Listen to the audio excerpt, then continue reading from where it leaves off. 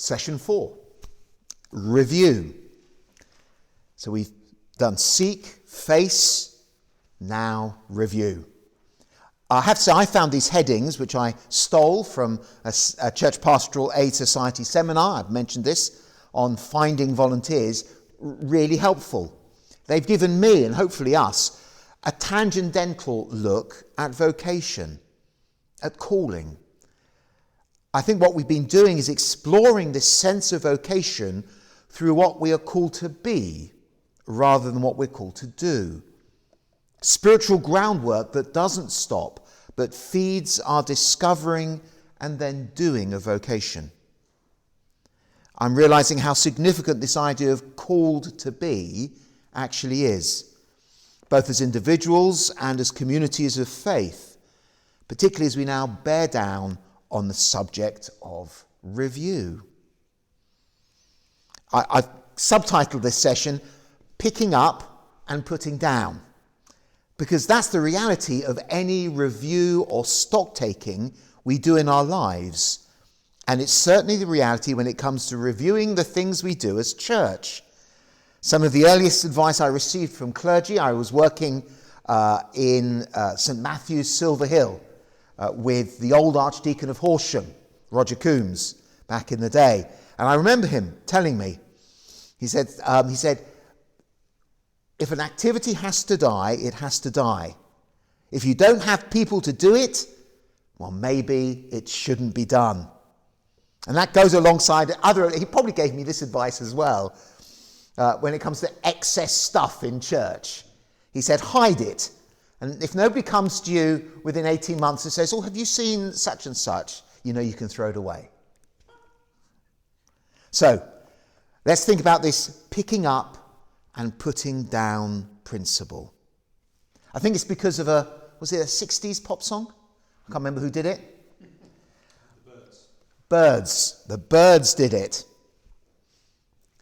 But actually, this Ecclesiastes passage, which many people are familiar with, actually is really obscure when you think about it. I mean, there's only a couple of reasons I can think of that people will turn to Ecclesiastes. There's this, and there's a passage that we often have for weddings about 2 strands and 3 strands or something like that. And yet, here we've got, in this obscure passage of wisdom, this outstanding piece of scripture. So I invite those of you who are watching to look it up now, Ecclesiastes chapter 3, reading verses 1 to 8.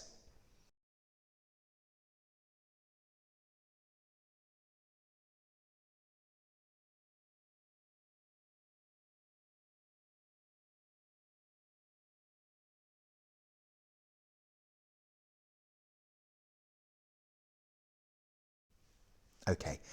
When this was written, the idea of time, I think, was very different to how we might understand it now. We immediately think of seconds, minutes, and hours, the detail of time, and because of that, the details of life.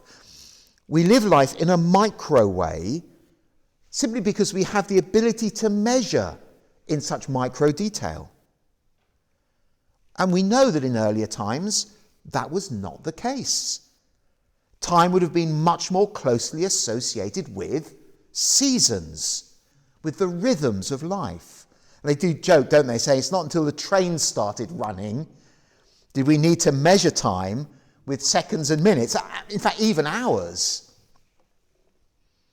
It's the day and night, the change from winter to spring, the commemoration of special events. We call them liminal moments. These are the rhythms of life. And it's almost like this next set of words I almost put alongside the Ecclesiastes passage, very much 20th century. You might recognize them. Is this the little girl I carried? Is this the little boy at play? I don't remember growing older. When did they? When did she get to be a beauty? When did he grow to be so tall? Wasn't it yesterday when they were small? Sunrise, sunset, Sunrise, sunset, swiftly flow the days. Seedlings turn overnight to sunflowers, blossoming even as we gaze. Sunrise, sunset, sunrise, sunset. One season following another, laden with happiness and tears. So it goes on, words from Fiddler on the Roof. And actually quite appropriate, isn't it, to Ecclesiastes? That same sort of spirit behind it. Sunset, sunrise, sunset. Swiftly fly the years, one season following another, laden with happiness and tears. This rhythm called for picking up and putting down, a time, a place. So the next question about the Ecclesiastes passage is this: what sort of picking up and putting down in the Ecclesiastes passage are out of the control of the original audience and perhaps are still out of our control now?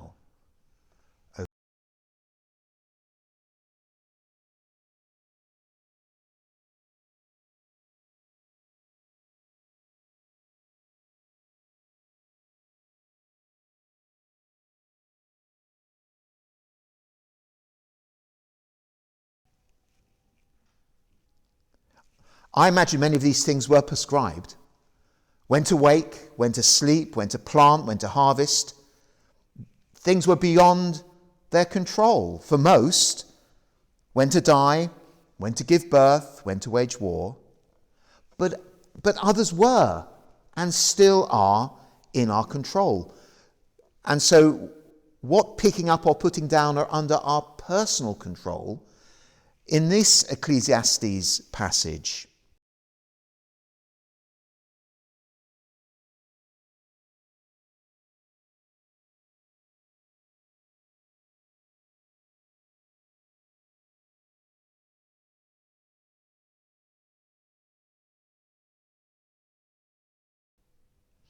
So the list of picking up and putting down has now become utterly overwhelming to us in the West. We have so much choice in every aspect of our lives, and so also in the things we do in service of God, in this vocational thing. We are busy people, and Christianity has got busier. Church has certainly got busier, picking up and putting down. Sometimes it's difficult to see the wood from the trees, to know what we should do, could do, might do, dream of doing. I know some of you have. Have you ever been to the Christian Resources exhibition? Yes. I've got to say I'm a bit of a fan. I remember a snowy February in 1984, maybe 1986, if my maths is right.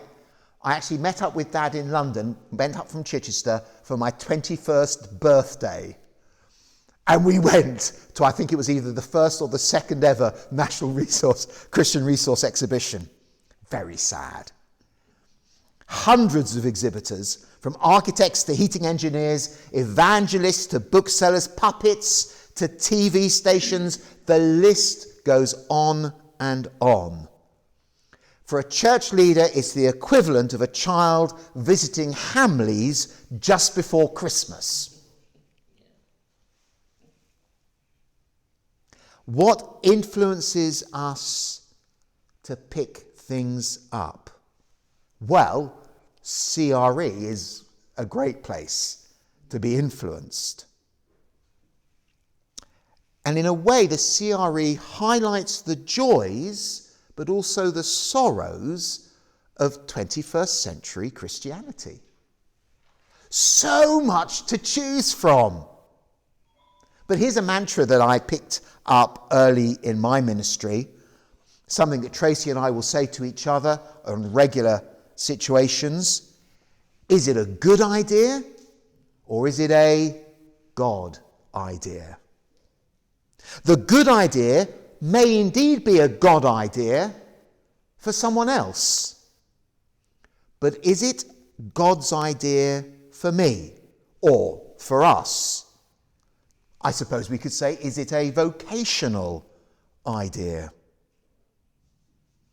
So let's just spend a moment reflecting on this idea, this distinction between a good idea and a God idea.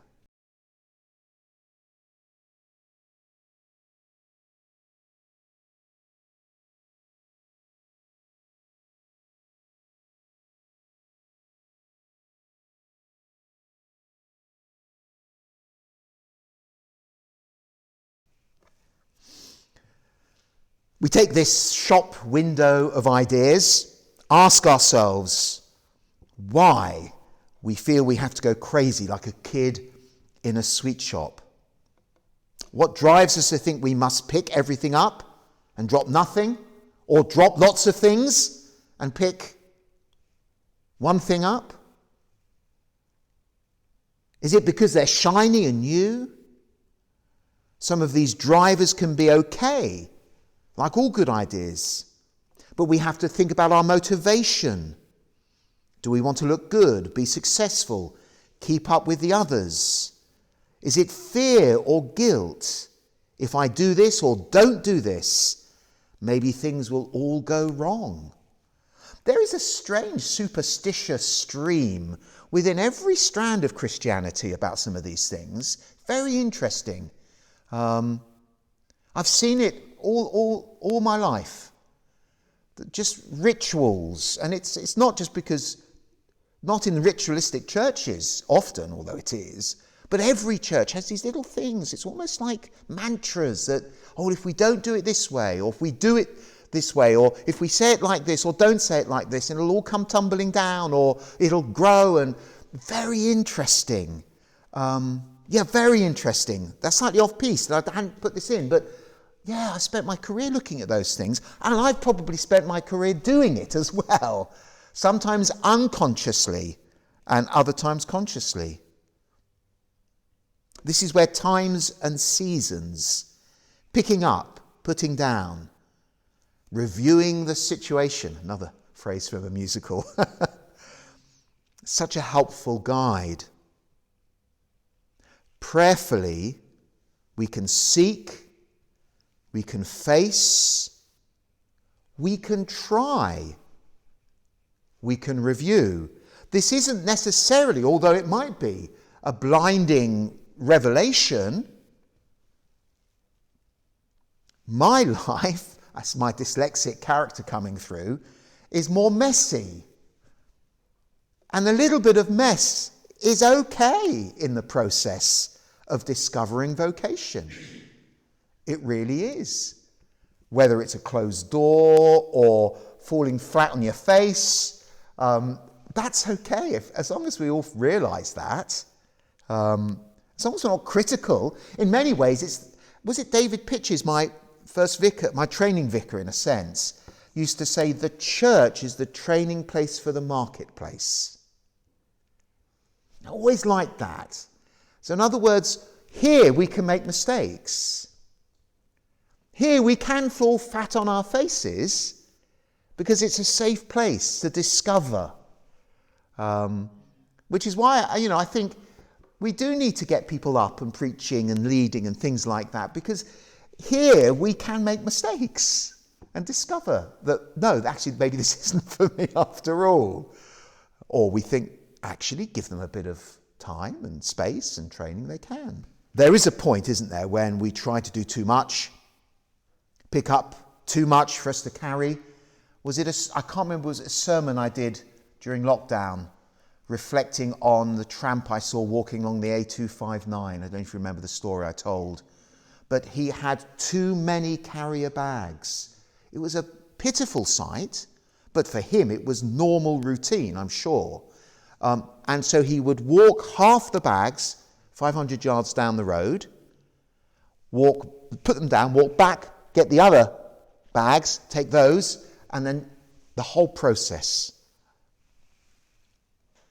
There's a point when we try to do too much, pick up too much for us to carry, putting things down, picking things up. Maybe that's a better way of saying it. putting things down, because that's the order often, that we put things down before we pick things up. Stripping things back might be just what we need, might be just what our church needs. Recatching the basic rhythms of the life of the disciple. Breathing a bit. Finding a simplicity. Pressing the reset button. Now, this might sound idyllic, and aspects might be, but dropping everything leads to an obvious problem. Or maybe it's not obvious. It's become obvious to me. It can be harder to pick up stuff again. We've seen this over the past 2 years. The gift was that we could stop. The challenge has been to start again.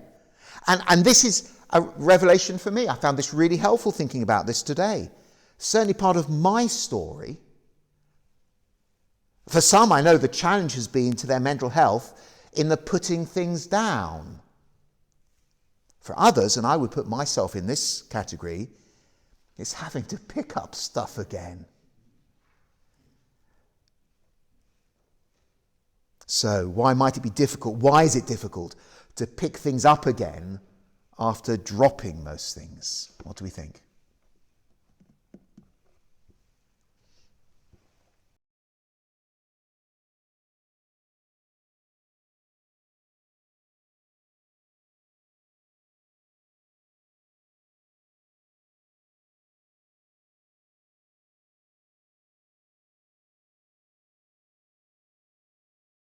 As individuals and as a benefice, next week I hope to be more specific about what all this means when it comes to discerning God's invitation to us, which is our theme, our final theme next week, tying together all our sessions.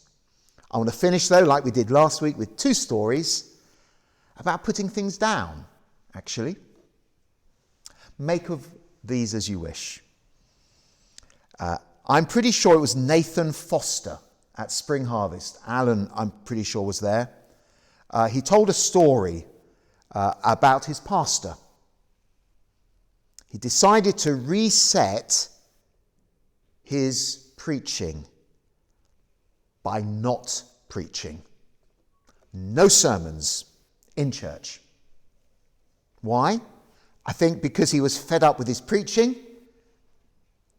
He was fed up with his preaching. He felt it was the end of a season. He needed to drop how and why and see what God wanted him to pick up instead. So he just left silence, following the scriptures. I think, as the story goes, it was for several months before he began to discern what was God's idea to pick up. Similarly, very famous Baptist preacher David Pawson felt God told him to put down his church. And so for a period of time, he joined the congregation. If he'd been an Anglican, he'd definitely have sat at the back of church and let the rest of his team take over. And I've got to say, this is Guildford Baptist Church. Back in the day, I think early 70s, it was a very big, nationally recognised church. So he could do this. And I think he would say, I heard him say this years ago, he never picked up his church again. But he did pick up Christ's church.